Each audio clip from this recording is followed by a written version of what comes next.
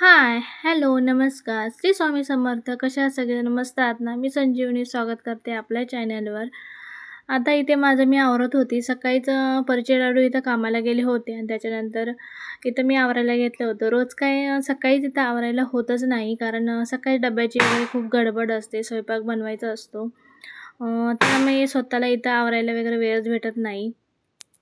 आणि आज चपाती भाजीच फक्त वरच्या डॅडूने डब्यासाठी दिली होती. त्यामुळे वरचे डॅडू इथं कामाला गेले. त्यानंतर मी आता माझं स्वतःसाठी थोडा वेळ काढून इथं आवरत वगैरे होती. कारण रोज आवरायला वगैरे भेटत नाही. स्वामी झोपेल त्या याच्यानुसार पटकन माझं आवरायला कसं कामं होतील त्याच्या मागेच लागलेली असते. पण आज इथं स्वामी आणि परी पण दोघं पण झोपली होती. आता किचन ओट्यावर सर्व तसाच पसारा आहे.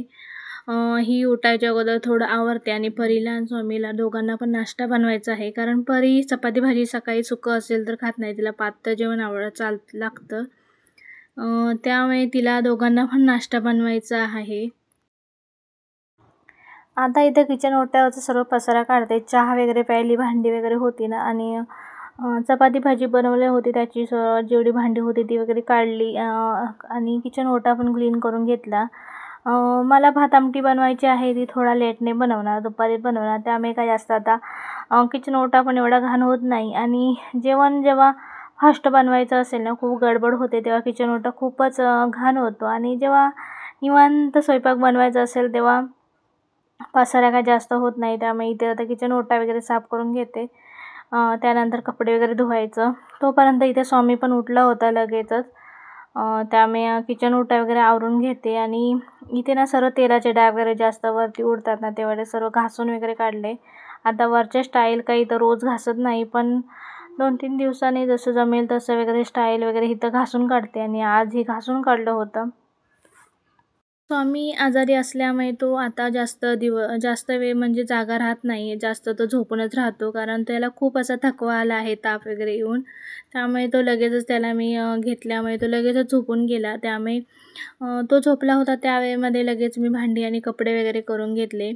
आणि परीला आणि स्वामीला पण आता म्हटलं उठवायचं, त्यासाठी ते नाश्ता करायला घेतला होता. दोघांसाठी आता एकच नाश्ता बनत होती आणि त्यासाठी आता शेवया इथे बनवायला घेतल्या होत्या. गोड काय मी स्वामीला अजून देत नाही, त्यामुळे थोडं एकच ते मिरची घालून शेवया दोघांना एकच बनवायचं. त्यासाठी इथं शेवया बनवायला घेतलं. उपीट बनवायसाठी इथे ना पहिल्यांदा गरम पाणी करून घेतलं आणि पाणी गरम होईपर्यंत कांदा टोमॅटो चिरून घेतला आणि मिरचीही चिरून घेतलं. आता जास्त काही उपीटमध्ये घालत नाही, त्यामुळे फक्त कांदा टोमॅटो आणि जिरं मोहरी वगैरे घालून फोडणी देते. आणि परीला आणि स्वामीला खाण्यासाठी एकदम पातळ बनवते मी. जास्त घट्ट एकदम सुट्ट्या बनवत नाही, म्हणजे परी आमची खायला थोडी नखरेच करते. नाश्ता खायचा असेल किंवा जेवायचं असेल तिच्या खूप नखरे असतात आणि तिला जेवायला खायला अर्धा तास तर लागतो. त्यामुळे इथं उपीट वगैरे बनवून घेतलं आणि त्याच्यानंतर परीला भरून घेतलं. स्वामी झोपलाच होता. परीला उठवावं लागतं कारण परी स्वतःच्या मनाने काय उठतच नाही, कारण ती दिवसभर जास्त झोपून राहते आणि रात्रीची जागीच राहते. त्यामुळे तिला पहिलं उठवलं आणि तिला खायला वगैरे घातलं आणि तिची औषधे वगैरे दिली. आणि तोपर्यंत स्वामीला जे आपण प्रेग्नन्सीमध्ये नाव नोंदणी वगैरे करतो ना शाळेमध्ये, अंगणवाडीमध्ये, तिथून अचानकच फोन आला होता मला की आरोग्य तपासणी आहे आणि स्वामीला घेऊन या तिथे म्हणून. आणि जास्त वेळ पण नाही, लगेच घेऊन या वगैरे असं सांगितलं होतं. त्यामुळे माझी तर खूपच गडबड उठली होती.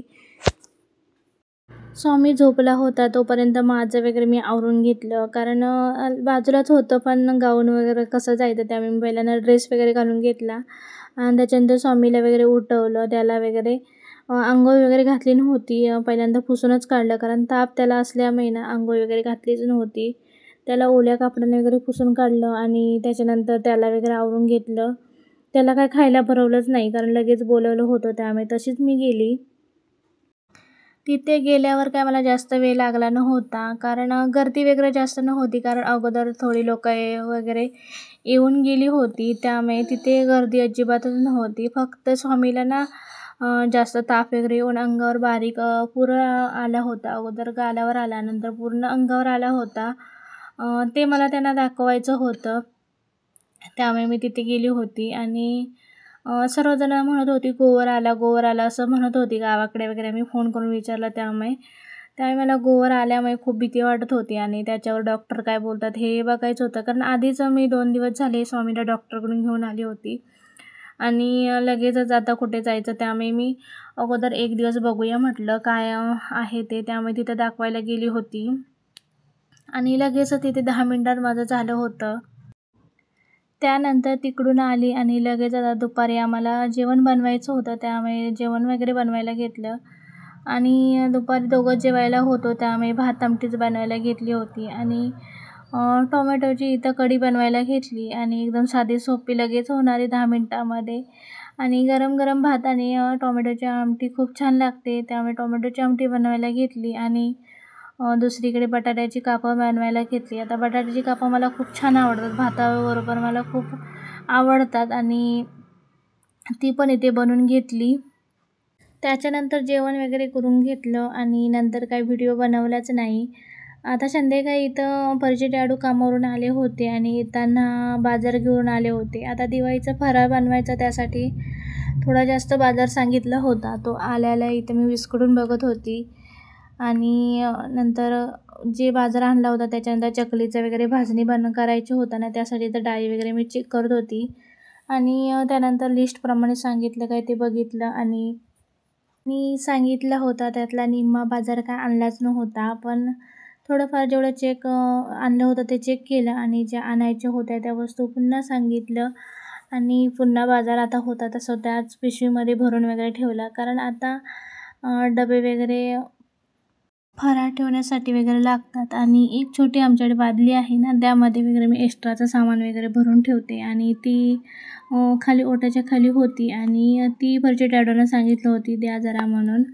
आणि बादली काढायला गेल्यावर त्यांना तिथे कॉकरोच दिसलं होतं आणि एवढं ते कॉकरोच मारण्यासाठी एवढा सारा पसारा बाहेर काढून ठेवला होता ओट्याखालचा आणि कॉकरोच मारण्यासाठी स्प्रे मारला होता. त्यामुळे इथं पुन्हा फरशी वगैरे स्वतःच पुसायला घेतली होती, कारण संध्याकाळची वेळ होती, खूप गडबड होती, स्वयंपाक पण बनवायचा होता त्याच्यानंतर. त्यामुळे स्वतःच फरशी पुसायला घेतली, पण मीच म्हटलं द्या मीच वगैरे पुसून काढते आणि मग मी पुसायला वगैरे घेतली आणि आता मग एक काढायला गेलं का मग दुसरे कामं अशी कामं निघतच जातात. त्यामुळे आता जी बादलीमध्ये सामान होतं ना, त्यांना जेव्हा दसऱ्यामध्ये कडाकणी बनवलं होतं ना, त्या पिशवीतच मी कडाकण्या भरून ठेवल्या होत्या. त्यातलं थोडं असं तेल शेवटलं होतं, ते खाली पडून पिशव्यांना वगैरे तेल लागलं होतं. त्यामुळे ज्या आतमध्ये बाजार होता ना त्यांच्या पिशव्या सगळ्या चेंज केल्या आणि बादली वगैरे घासून ठेवली, म्हणजे आज आणलेला बाजार पुन्हा त्यामध्ये भरून ठेवायचा होता. ओट्याखालची फरशी पुसून वगैरे घेतली. ती जशी वाळली तशी लगेचच बाकीचं सर्व सामान ओट्याखालचं होतं ना ते परत जागच्या जागी ठेवलं आणि त्याच्यानंतर बाकीची पण सर्व फरशी पुसायची होती, त्यामुळे कचरा वगैरे सर्व परत काढून घेतला. कारण पिशव्या वगैरे भरपूर आता पडल्या होत्या, कारण पिशव्या वगैरे रिकामी केल्या होत्या ना, त्या सर्व वगैरे कचरा काढून घेतला आणि नंतर फरशी वगैरे पुसून घेतली.